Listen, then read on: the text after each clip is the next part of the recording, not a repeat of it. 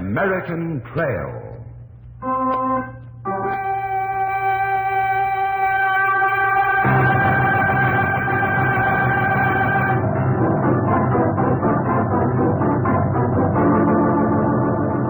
The American Trail.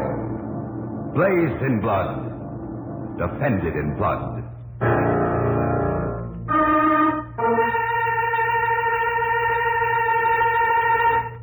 Chapter 5. Samuel Slater's Machine.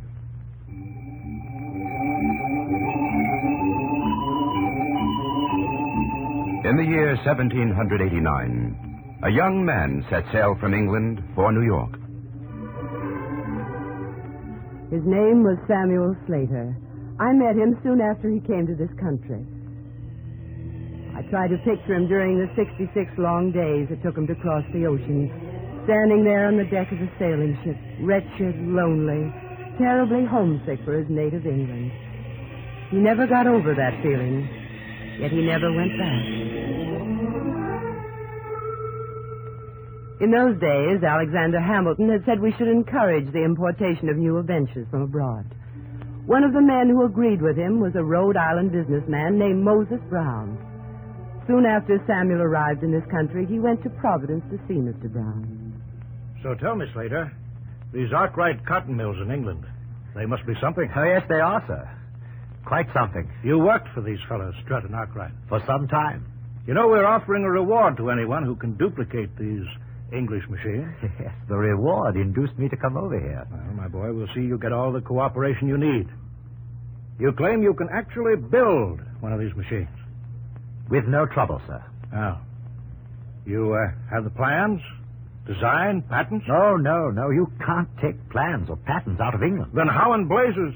I've memorized everything. Memorized? And just how will you go about building a cotton mill in this country? Well, first of all, I'll have to find some good iron workers and carpenters. And then teach them how machine parts are made.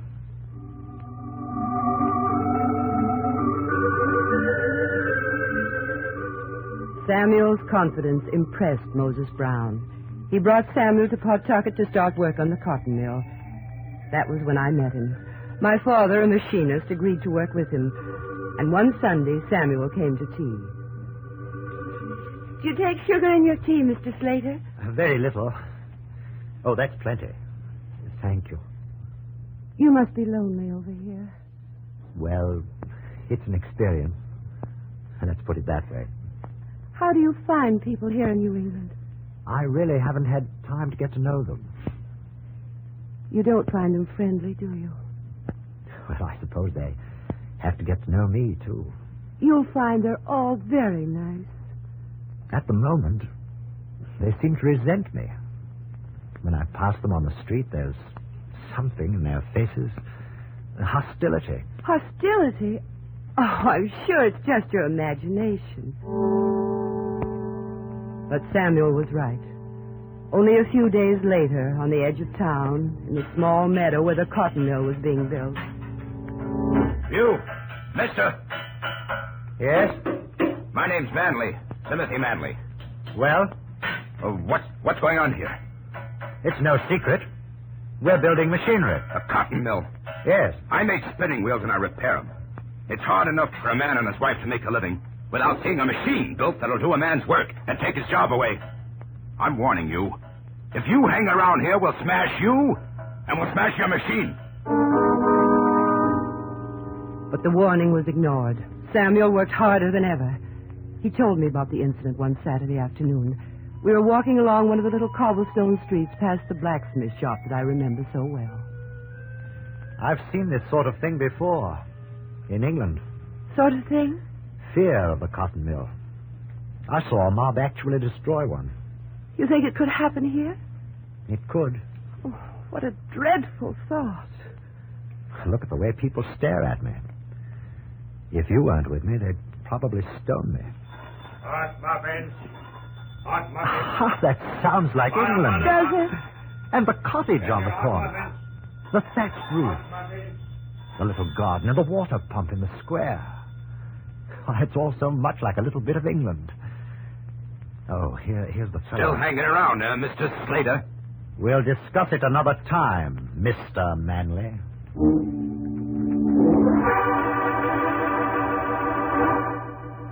Suddenly, the cotton mill was finished. All that remained to do was test the machinery. Moses Brown, my father, a lot of other people came to see the machine actually work. I stood with them, a little frightened. Sam, blast me, but this machine of yours is a queer-looking monster. Ah, she's beautiful. And we're supposed to believe it'll work. It will. That mess of wire, metal, and wood will spin cotton? Yes, sir. Show me. I'll believe this when I see it. We were all very, very nervous as Samuel walked away from us. I watched him pull back some levers.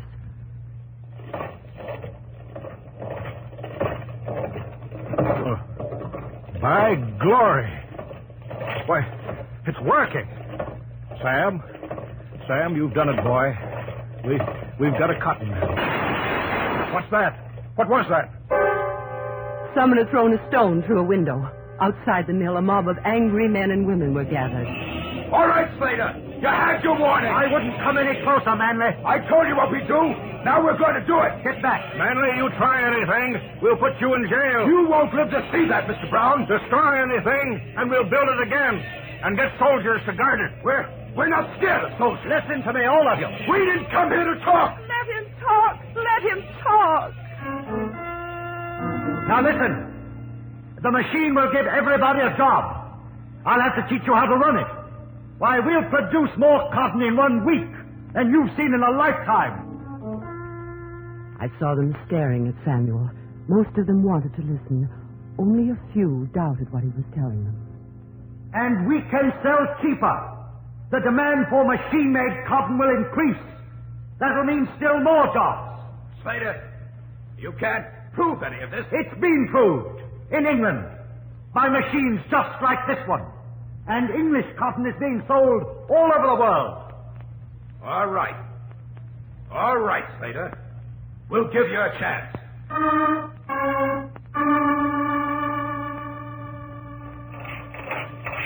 The mill started working. People from all over the country came to see this wonder of the age. Samuel and I were married. And as time went on, we were blessed with a baby son. And it seemed to us that nothing could ever spoil our happiness. And then... Sam, we're in trouble. You worry too much about trouble, Moses. I'm serious, Sam. Something we hadn't counted on. American people prefer foreign goods. They won't buy our cotton. That doesn't make common sense. No, that's how things are. Then we'll fight this foreign competition. How? We'll produce more cotton. Lower prices, flood the market. We'll be ruined if we do that. We'll be ruined if we don't. They manufactured more cotton than seemed possible. Samuel called it mass production. He worked day and night, finding ways to improve his machine. I seldom saw him.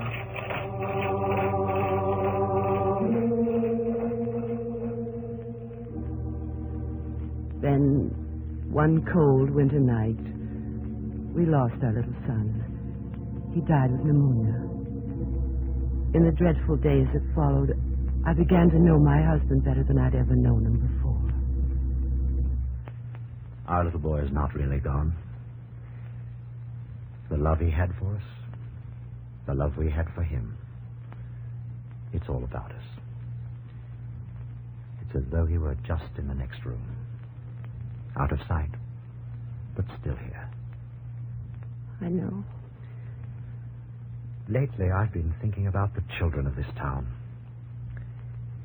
Someday I'd like to do something for them. In memory of our boy. Do something? Hannah, do you know what a Sunday school is?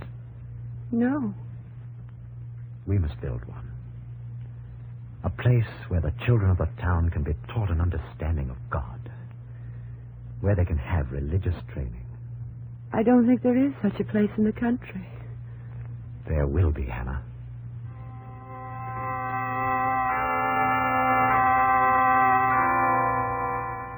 Samuel built his Sunday school. The first one this country had ever seen. Now he was part of the town. Bitterness against him had turned to respect and fondness. The people in this part of the country liked his hard-headedness and his straightforward belief in decency. Sometimes I think the working people understood Samuel better than our close friends did. Tim Manley did. Miss Brown, I was looking for Mrs. Slater. Come back another time. You don't like me. No, I've got a good memory. I wouldn't have given you a job the way Sam Slater did. Oh, maybe not, but... Oh, hello, Mr. Slater. Good morning. Hello, Sam. I'd like a word with you, Mr. Slater.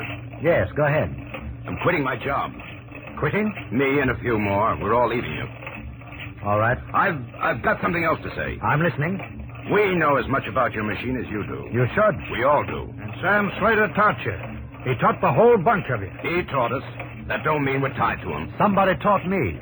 I didn't stay tied to them. That's the way it is with us. What are you driving at, Manley? Me and some others, we're going off to build a cotton mill of our own. What? Sam, you heard what he said? I heard. All right, Mr. Slater. What are you going to do about it? Do? I'll tell you what we're going to do, Manley. We'll slap you in jail. I'd like to see that. Don't you stand there grinning at me, you common thief. I'm no thief. You're worse than one. Why, you won't... Don't you raise your hand to me. I'll break your head with this cane. May I say something now? Say what you like. It won't make no difference. Get out. Get out and build your cotton mill. You and your friends. Build your mill, and I'll help you. What's that? This one mill can't meet the demand. We'll need all the mills we can get if we want to put American cotton on the world market. So they broke from Samuel, this little group of New England men. Soon others had the same idea, and from all parts of the country we heard of more and more mills being constructed.